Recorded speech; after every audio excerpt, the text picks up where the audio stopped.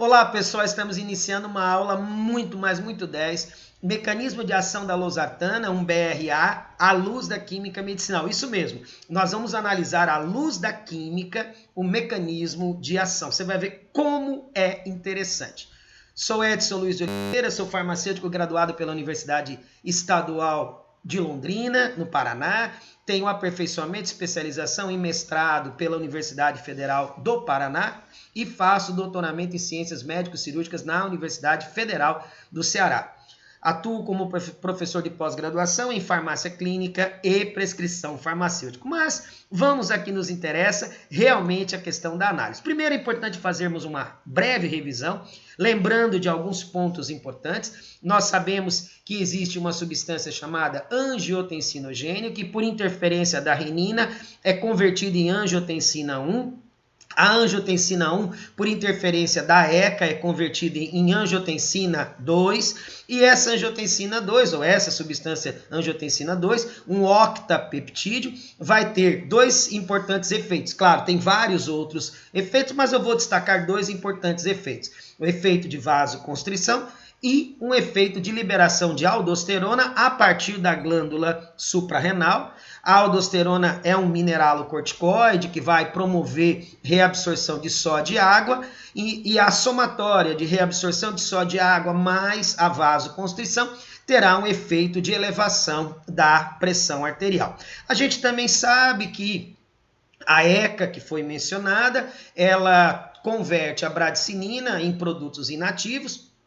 A bradicinina tem um efeito vasodilatador, assim sendo, se nós bloquearmos a ECA, nós teremos vasodilatação por aumento na quantidade de bradicinina e também redução na quantidade ou na presença da angiotensina 2. Consequentemente, as substâncias que inibem a ECA têm efeito de redução da pressão arterial. Mas não são esses compostos que nos interessam.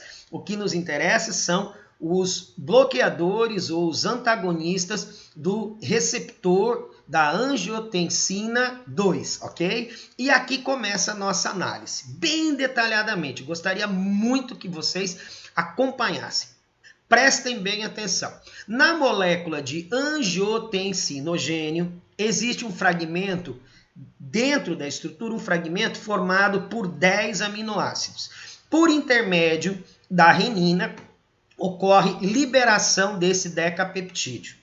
Por intermédio da ECA, esse decapeptídeo é convertido num octapeptídeo. Então, repetindo, o angiotensinogênio tem um fragmento na estrutura tem um fragmento de 10 aminoácidos que, por intermédio da renina, libera esse decapeptídeo, e por intermédio da ECA, esse decapeptídeo é convertido num octapeptídeo.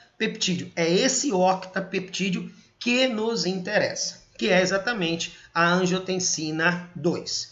Perceba que na estrutura desse octapeptídeo existem os seguintes resíduos de aminoácidos: asparagina, arginina, valina, tirosina, isoleucina, histidina, prolina e fenilalanina. Repetindo: asparagina, arginina, valina, tirosina, isoleucina, histidina, prolina e fenilalanina.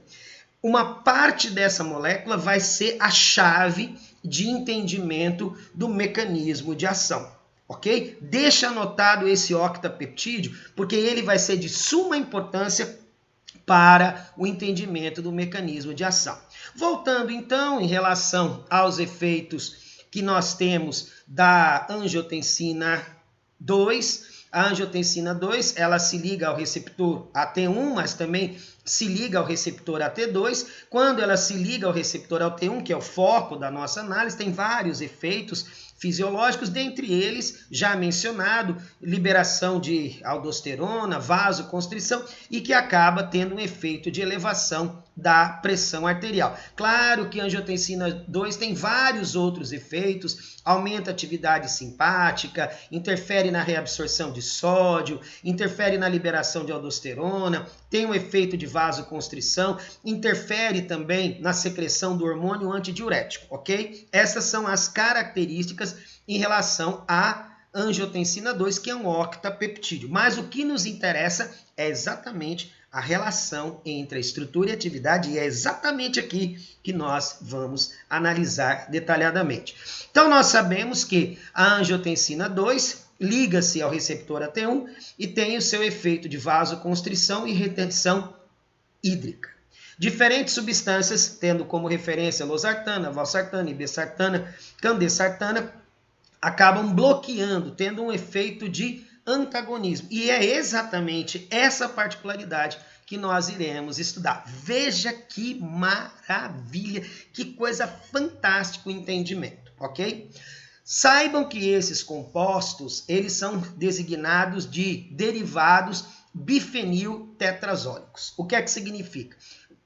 Nessas moléculas, nós iremos encontrar dois anéis aromáticos, sendo que um desses anéis aromáticos ele estará ligado a um grupamento chamado tetrazol. Se nós viermos para analisar a relação da substância com parte da molécula do receptor da angiotensina 2, que nesse caso é o AT1, nós vamos observar que existe uma parte da molécula, existe um sítio na molécula ou um sítio no receptor que a molécula do derivado bifeniltetrazólico irá interagir. Como ocorre a interação? O anel aromático, um dos anéis aromáticos, o anel aromático que está ligado ao anel tetrazólico, terá uma interação hidrofóbica com a bolsa lipofílica do receptor da angiotensina 2.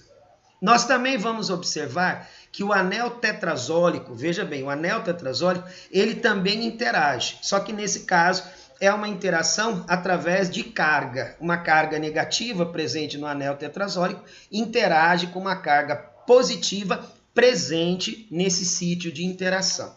Nós observaremos também que existe uma parte da molécula que é um grupamento butil, e esse grupamento butil formado por 4 átomos de carbono também irá interagir.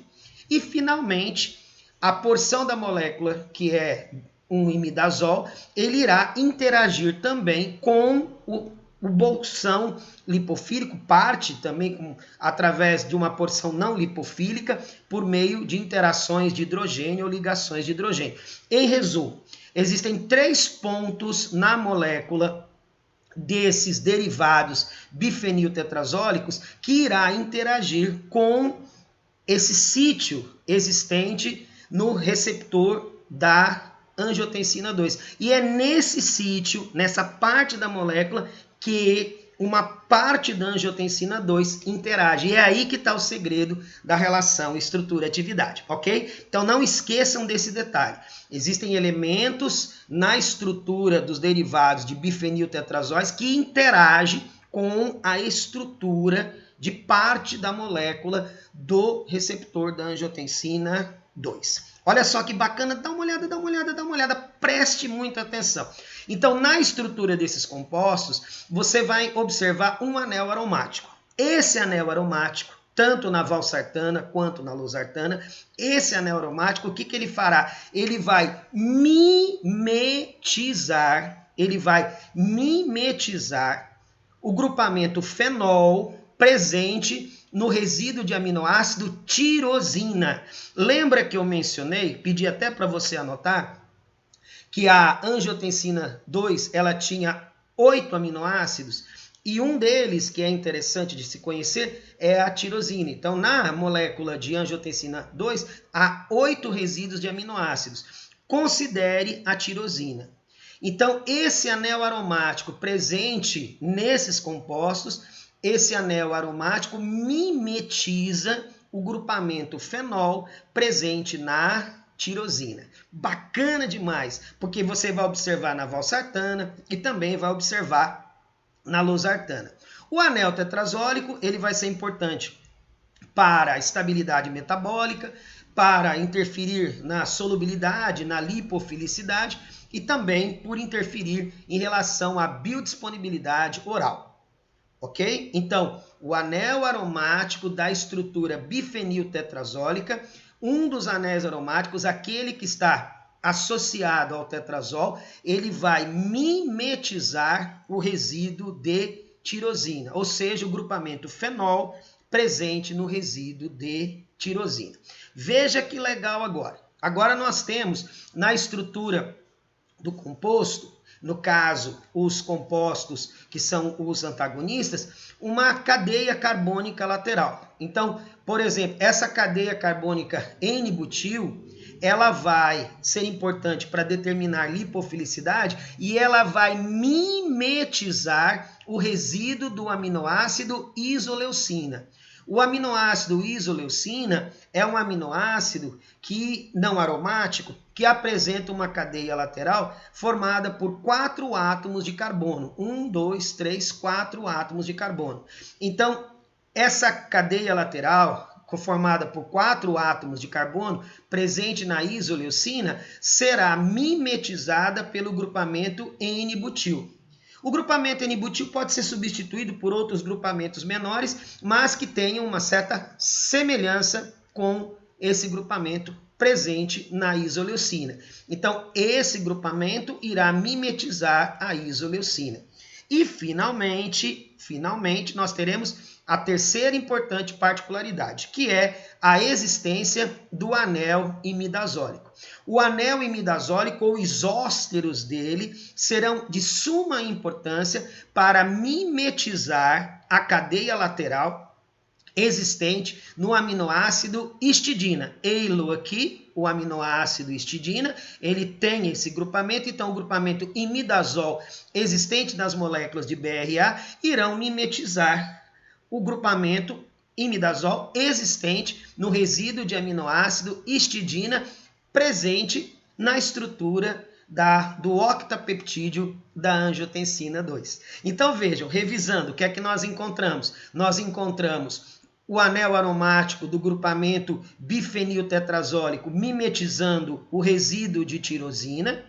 Nós temos a cadeia lateral N-butílica mimetizando o aminoácido isoleucina e o anel imidazólico mimetizando o resíduo do aminoácido histidina. Então, essa porção tirosina, isoleucina e histidina será, então, mimetizada. Então, quando a angiotensina 2 estiver ligando-se em seu receptor AT1, a molécula do antagonista vai competir. Haverá essa competição. Então, 3 pontos da molécula são miméticos, mimetizam 3 resíduos de aminoácidos existentes na molécula de angiotensina 2 no octapeptídeo, ou seja, os resíduos de tirosina, isoleucina e histidina. Gente, muito 10, espero que vocês tenham gostado, espero mesmo, se vocês gostaram, dê um like aí no vídeo, tá bom?